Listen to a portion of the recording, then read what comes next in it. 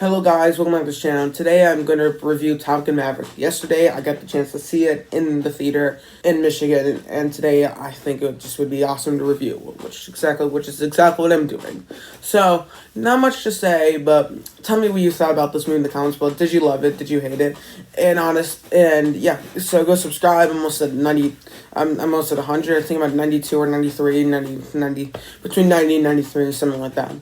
I'm not sure, but I would love it to get 100. It'd be awesome. And thanks to all of you that have subscribed. And thanks to all who watched my last bunch of videos. A lot of them have been getting like over 30 views. Not seem like much, but for this channel, it kind of is. And it's kind of awesome. So, overall, thanks guys. Let's get into this review. Starting off what this movie's about. This movie's about Maverick. So, Iceman has asked Maverick to come back to Top Gun to teach them, and then there's this mission, and then to prepare them for this mission to destroy some sort of NATO base or something, and Maverick has to teach them while getting through a bunch of things, whether it's a relationship or Goose's son and dealing with that whole thing, and you kind of just sort of have that going on there. Starting off the good, and I think what this movie does really well, there's so many great things. The dog fights are all amazing, every single one, I think the first one had the best dog fights up to that point, and then now this one, I think, has the best dog fights.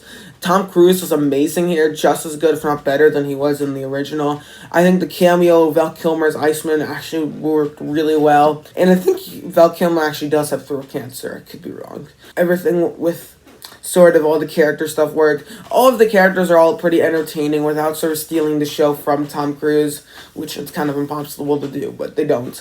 And each one of them, I think, is pretty distinct in their personality. You have Hangman, he's sort of like the Iceman, and then you have, and I think the way they kind of pick the character roles, I think worked pretty well, if I'm going to be honest. They're all great. The way everything pays off in the end just works so well. All the training sequences are all very entertaining, and everything about it just works so well. I think this is probably the best movie of the year up to this point, which that might change when you have something like Spider-Man Across the Spider-Verse coming soon, as well as, what's it called? Maybe Thor. No, that will not take this one. I don't know. So far, this is my favorite film of the year. Batman. It overtook the Batman, which the Batman was awesome. I think this is just even better. So yeah. Overall, everything about it worked. Miles Teller as Goose's son really worked. I thought the dynamic between him and Maverick was really good. My dad believed in you. I'm not gonna make the same mistake. And the nice part is that I think all the stuff at the end paid off everything.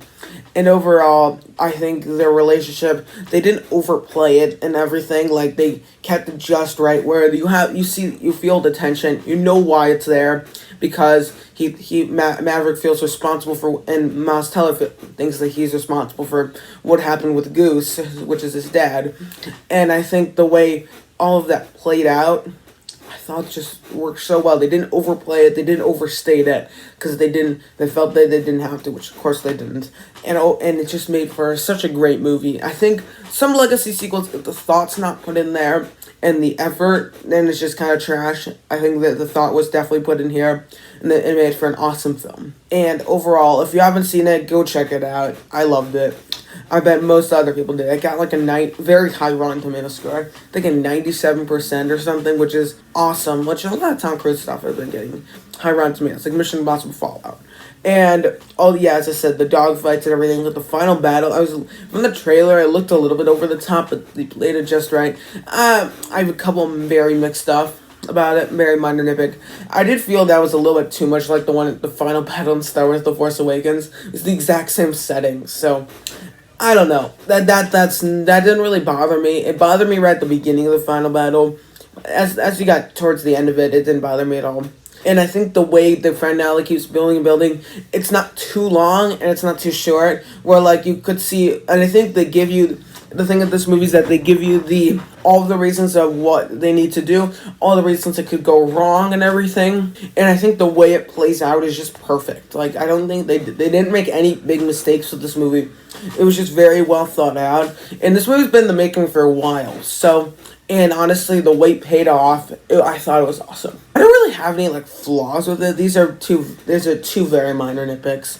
First one, it's a little bit templated. Like, you have the Iceman-like character. You have the volleyball beach sequence, which is a great sequence in the first one. You have the person in the bar, which he thinks is a lousy person. Not really lousy, but nice guy, who ends up being their instructor at Top Gun. And the way it all plays out is a little bit too much like the original, but I freaking love that original film. So, not a huge issue here, but you do notice it, especially in like the middle of the film, in the beginning. And you have Maverick sort of screwing something up, and then he gets the Top Gun. You have all of the same kind of characters that you do in the original. A little bit different, though. Different manner. And not as 80s, obviously. You have a lot of the great training sequences, which I think are even better here than they are in the original. And they were awesome in the original. So, a little bit templated, but not a huge issue there. Second one, I think the transition from the second to third act was a bit odd here. It was a bit rushed. Like, I think it would have been nice to have maybe I'm trying to remember. Did they try their training course again? I cannot remember. I don't know.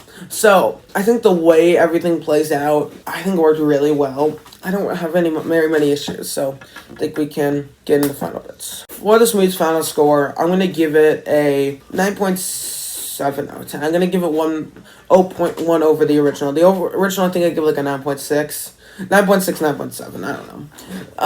I'll give it 9.7, I guess that works. So, yeah. I freaking loved it. I had a great theater experience. Not really any huge issues, because I just had a grin on my face the entire time. I was always at the edge of my seat. The threat was established. You know exactly what to do. All the characters are great. Overall, it had some humor, which I think worked really well. And overall, I thought it was an awesome sequel. And honestly, I think it's one of my favorite sequels of all time. I don't, not of all time. It's no Terminator 2 or no Aliens, no Empire or Last Crusade, which those are all awesome movies. So, but I bet this would be a top 20 sequel for sure. But yeah, I loved it. So, thank you guys so much for watching. Go check out Gun Maverick if you haven't seen it. And don't forget to like, share, subscribe, and comment down below. And I'll see you guys next time. Adios.